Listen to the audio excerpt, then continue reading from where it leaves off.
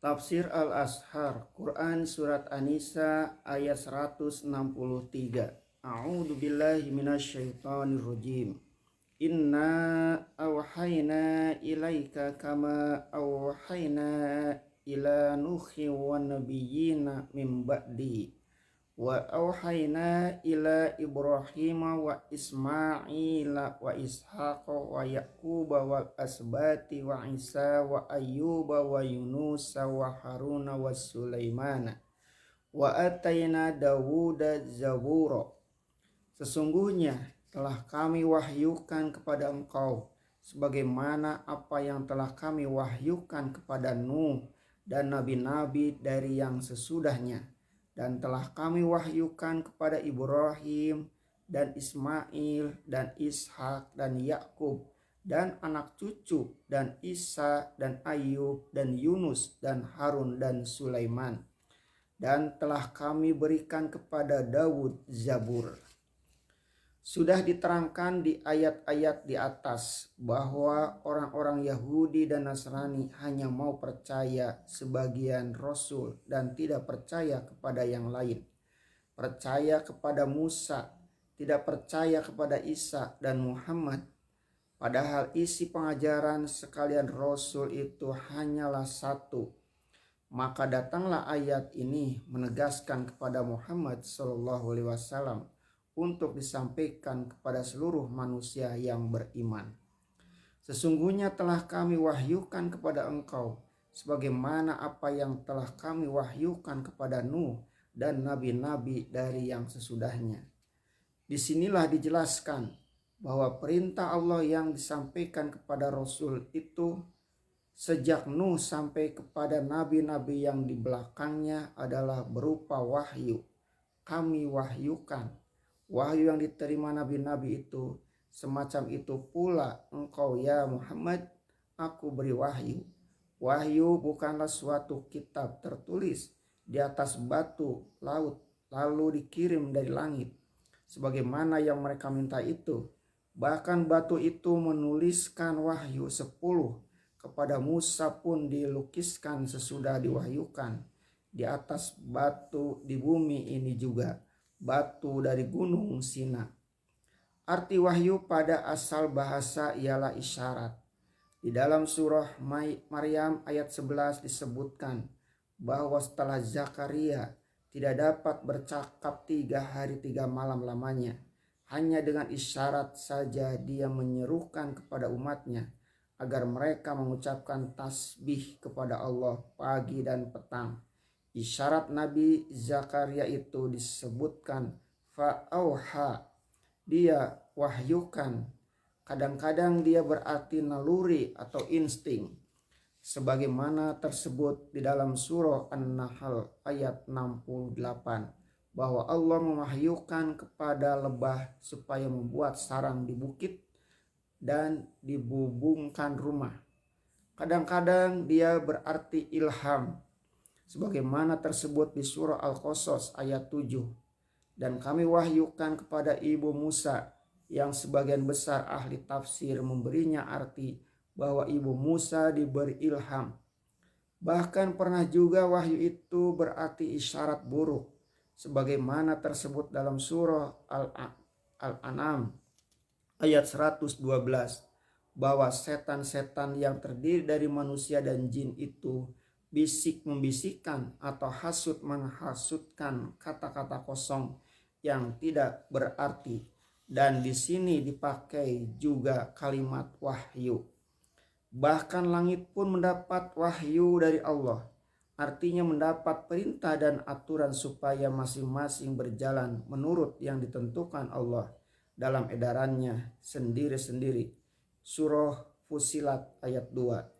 Tetapi berbedalah dari semua itu kalimat wahyu yang dipakai buat menjelaskan wahyu ilahi kepada rasul-rasul dan nabi-nabi, yaitu tuntunan yang diberikan Allah dengan perantaraan malaikat Jibril langsung terus kepada rasul itu sendiri. Sesaat wahyu itu diterimanya, yakinlah rasul dan nabi itu bahwa itu adalah dari Allah. Kadang-kadang dia datang sebagai mimpi yang besar. Kadang-kadang ketika wahyu itu datang, menjadi lemah segala persendiannya dan berat terasa menghimpit badannya. Lalu langsunglah ucapan itu masuk jiwanya dan dipahamkannya, lalu diulangnya membaca kembali.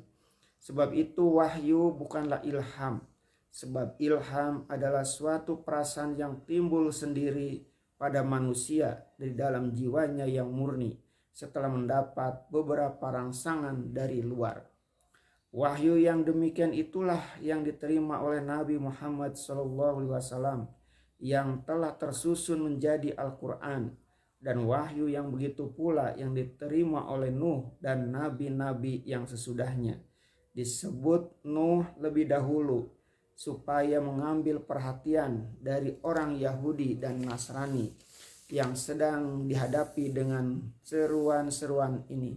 Sebab dalam pegangan dari kitab-kitab suci mereka, Nuh jugalah yang tersebut sebagai menerima wahyu dan pembawa syariat pertama terlebih dahulu dengan kisah bahtera itu.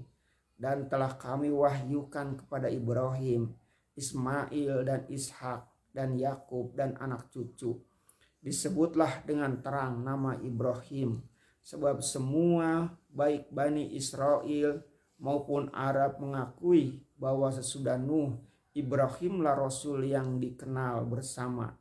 Di antara Nuh dan Ibrahim ada Hud dan Soleh dan Syuaib. Ketiga nama ini hanya dikenal oleh Arab saja, sebab mereka Rasul dan dalam kalangan Arab yang telah musnah. Sedang yang dihadapi dengan ayat ialah Yahudi, tetapi Ibrahim dikenal bersama, dan dikenal pula Ismail, sebab keduanya Bani Israel dan Arab mengakui dia adalah anak yang tertua sebelum Ishak. Lalu disebut Ishak adik Ismail dari lain ibu, sebab Ismail anak Hajar dan Ishak anak Sarah. Lalu disebut pula Yakub, sebab dia adalah anak dari Ishak. Semua mengenal nama-nama itu. Disebut lagi nama cucu, anak cucu, yang di dalam ayat dipakai kalimat asbat, yang berarti juga anak cucu keturunan.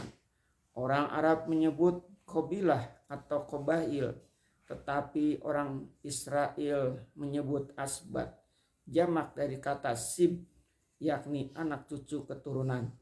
Bukanlah maksudnya memuja nama orang-orang, melainkan keturunan dari orang-orang. Anak Nabi Yakub adalah 12 orang. Mereka ialah Rubin, Samun atau Simon, Lewi, Yahuza, Zebulon, Issakhar, dan Gad, Asyer, Naftali, Yusuf, dan Benyamin. Keturunan daripada anak-anak Yakub yang 12 ini berkembang jadi 12 asbat atau 12 keturunan. Kemudian anak ke-11 yaitu Yusuf mempunyai 2 putra yaitu Efraim dan Manasye.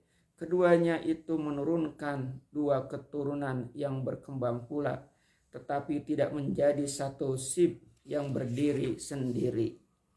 Dengan keterangan ini dapatlah dipahami bahwa anak cucu di sini bukanlah yang dimaksud bahwa ke-12 saudara Yusuf itu nabi atau rasul, melainkan dari suku-suku keturunan mereka banyak timbul rasul-rasul dan nabi-nabi yang juga menerima wahyu, sebagaimana yang diterima oleh nenek moyang mereka. Tentang ini dapat kita baca pada surah Al-A'raf ayat 160. Dan Isa dan Ayub dan Yunus dan Harun dan Sulaiman dikhususkan pula nama-nama itu, meskipun terang dalam sejarah bahwa Harun terlebih dahulu datangnya dari Isa dan Sulaiman dan terdahulu dari Yunus. Demikian juga Ayub, sebab rasul-rasul itu dikenal namanya semua oleh orang Yahudi itu, tetapi didahulukan menyebut Isa, sebab mereka tidak mau mengakui beliau.